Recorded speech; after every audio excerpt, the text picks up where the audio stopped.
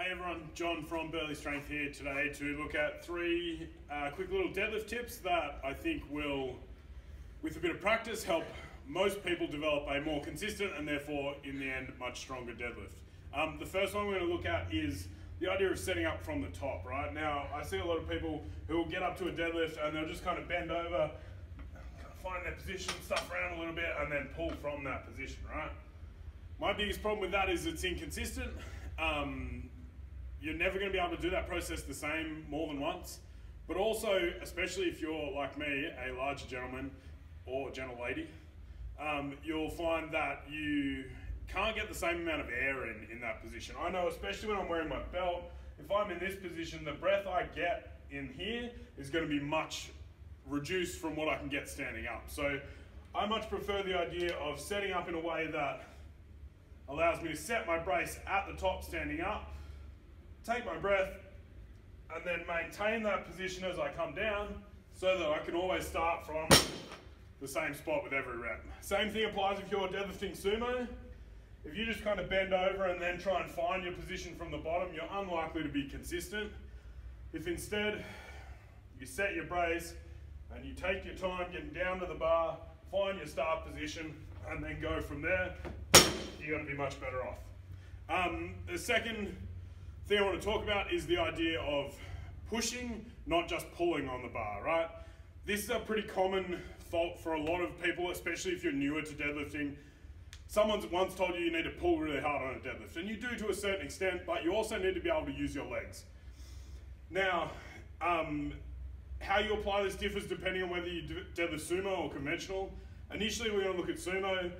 The biggest advantage with the sumo deadlift is you can use the strength in your legs and hips, because by externally rotating or turning your feet out, what you can then do is bend your knees in a way that doesn't knock the bar away from your center line. So in a conventional deadlift, if you bend your knees too much, the bar's going to get knocked out in front of you. So in a sumo deadlift, you can turn your feet out, bend your knees a lot more, so that then in this position, your first movement is a push so that your hips and shoulders rise up together. What you'll find is if you pull in this position, a lot of people default into that position, and then suddenly you're going to get a real heavy weight to about here, and you're not going to be able to lock it out. So if you can set a good position from the start, and then push with your legs, you're going to have a much easier time. Same goes for conventional, right? If you set up in a way that you get your setup right, big breath in, come down, and then the first thing you do is pull, and the bar goes like that. Again, you're going to get to about here and not have the leverage you need to get the bar to lock out. So again, I like to think about hips and shoulders rising together, right? Set your position, big breath, come down, and then push with your legs so your hips and shoulders come up together, and then your hips can come through. That then carries over into this idea of patience. Now, a lot of people, that pulling motion changes their start position, so they are breaking the position they have in order to get the bar off the floor.